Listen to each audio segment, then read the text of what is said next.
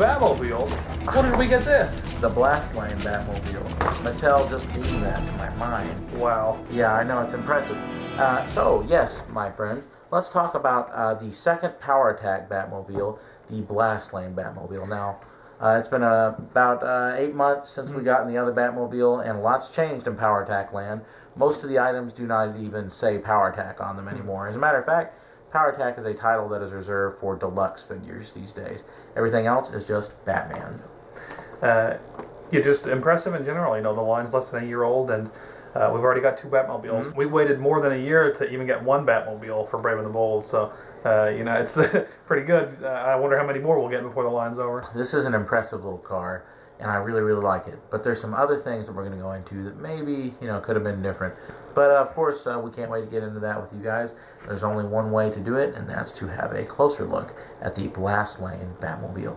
As we can see, the sculpt is very reminiscent of the old 50s, late 40s Batmobile that had the front shield on it with the bat face. Of course, this is a classic design element, and I'm really glad to see it here. Sometimes I take issue when a company or a licensor uses an element like that, and that's something we've seen in you know, every Batmobile for like a kid's line for the past 5 or 6 years. It was in Brave and the Bold. It's been on both Power Attack Batmobiles so far. Sometimes they can run into the ground. I think that that's a great element, and I feel like it's something that they need to stick with to unify the Batmobiles. Now, something interesting about the sides are these really cool grill marks here on the sides. This red does so much to break up the monotony of the black and the sculpt. I just love it. And of course, the canopy, rather than being solid red, it might be a little hard for you folks to see at home, but it is transparent. Now, on the hubcaps, we have some nice sculpting with the bat symbol in the middle.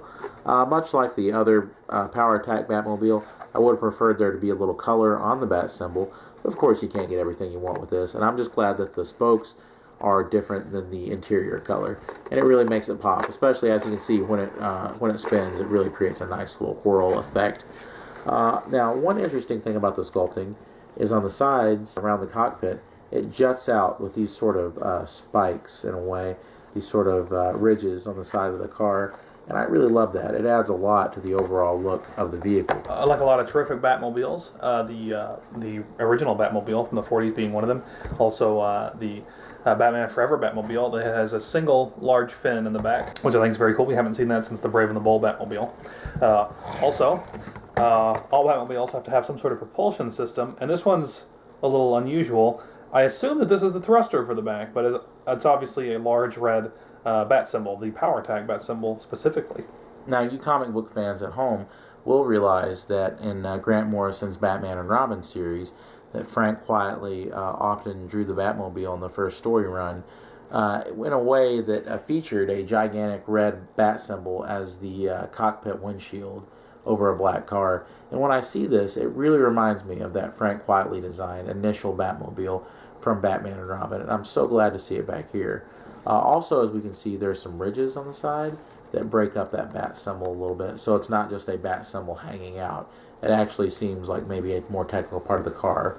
On the back, there's sort of like a bumper that maybe you might be able to stand a Batman on, but there's no kind of foot peg or anything. One of the things I love to see on a Batmobile, because it goes back to the Superpowers Batmobile from the 80s, is an intricate underbelly sculpt.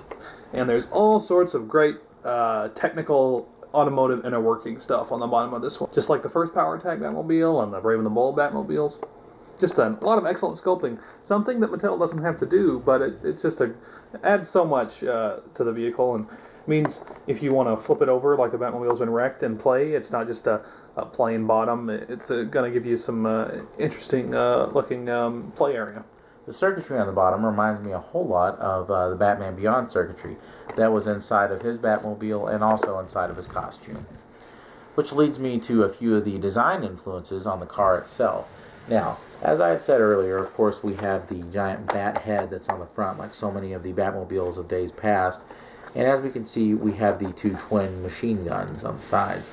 Now, the interesting thing is the machine guns, or cannons, or whatever you want to call them, have popped up in the same general area on many different Batmobiles of the past, most prominently the '89 Batmobile.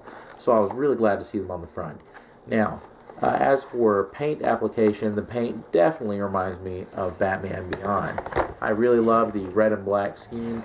I think it always looks great for a Batmobile, regardless of the color of Batman's costume itself. It always looks wonderful. And as Brandon had pointed out earlier, I do feel a definite Batman Forever sort of influence in both the compact single driver structure of the car, along with the kind of wild spokes and the crazy single large fin. So very, very nice influences. An essential part of any Batmobile for a toy line. Batman's got to get inside. And with this particular Batmobile, perhaps the part with the most issues. You'll know it should look funny as soon as we open it.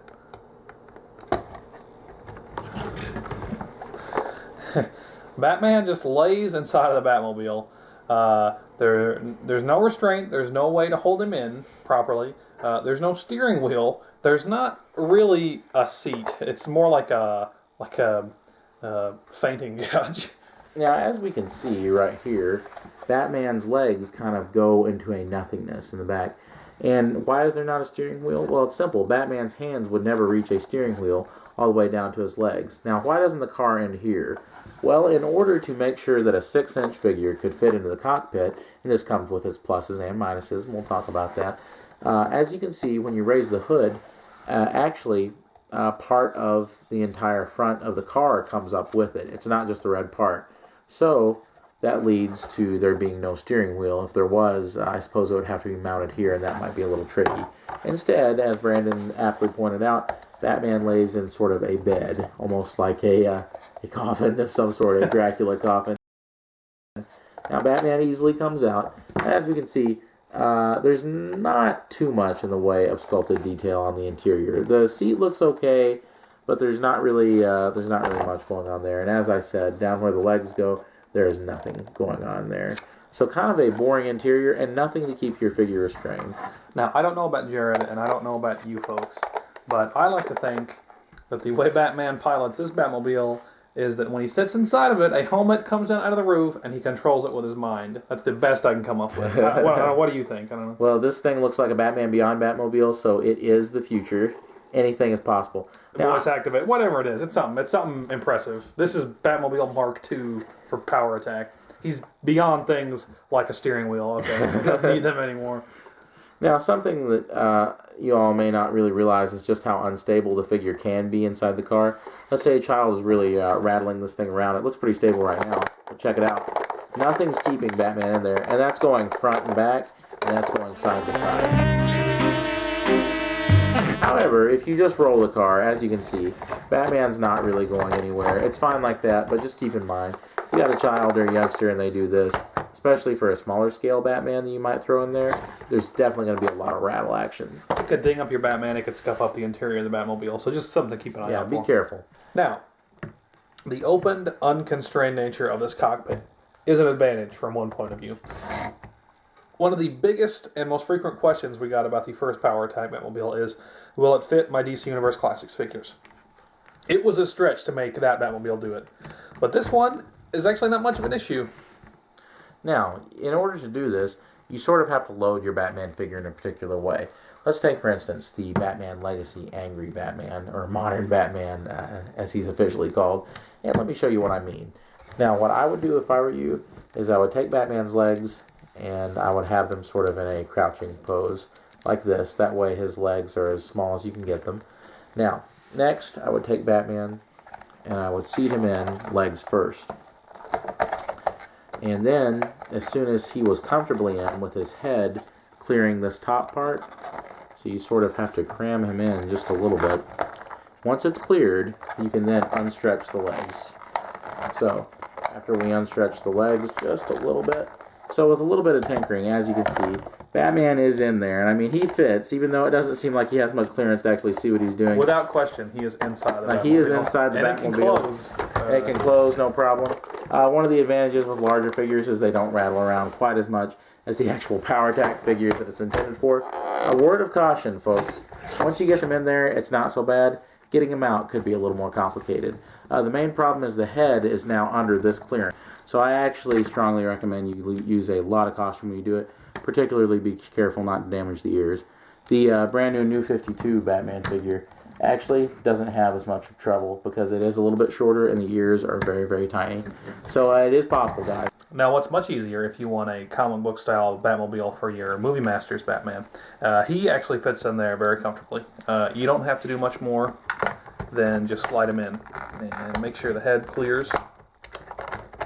And the Movie Masters are not much bigger than Power Attack. Some of them are even smaller than Power Attack figures. So you're going to run into a little bit of the rattling with the Movie Masters again, but it's still a pretty comfortable fit for them. Now, folks, for a brand new Batman figure that many of you may have not seen yet, you can see the review right here for this brand new set of figures. It's only at Target. New 52 Brave and the Bold Batman.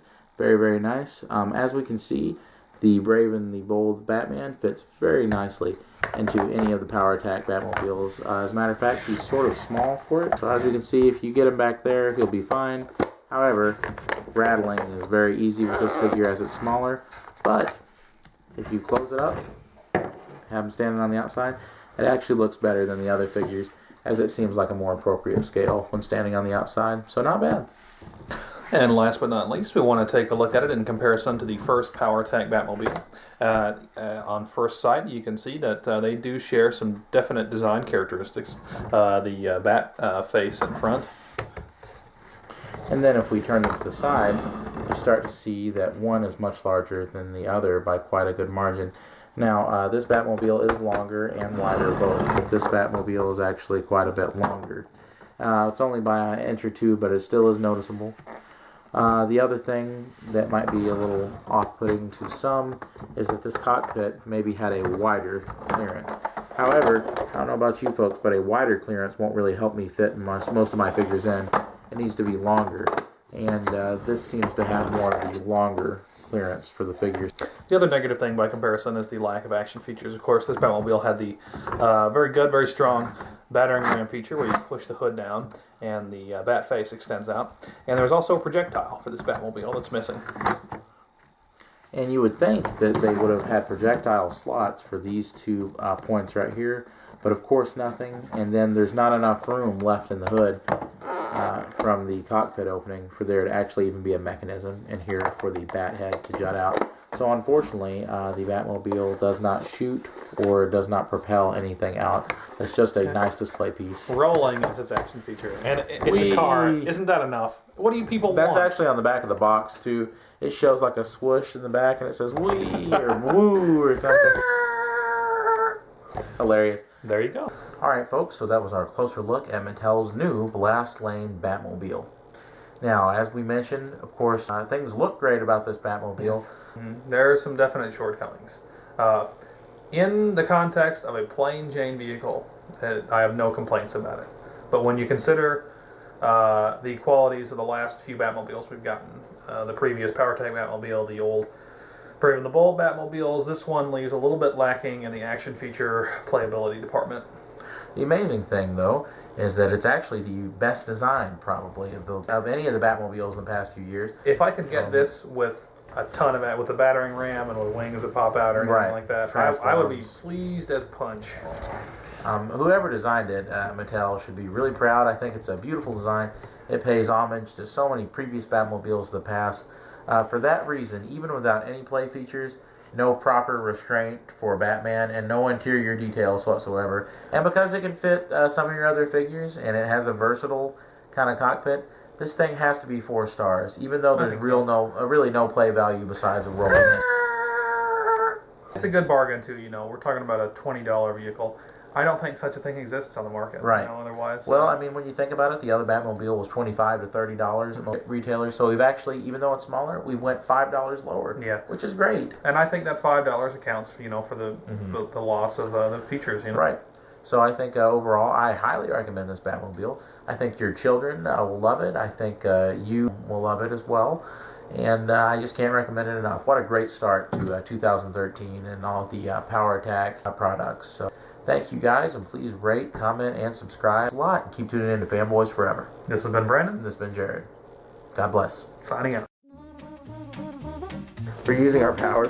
Superman, too. That's what he was doing. Fixing the camera. Richard Dawson. Superman, the camera's not working right. And as you can see, even though it's not a 100% great fit or anything like that,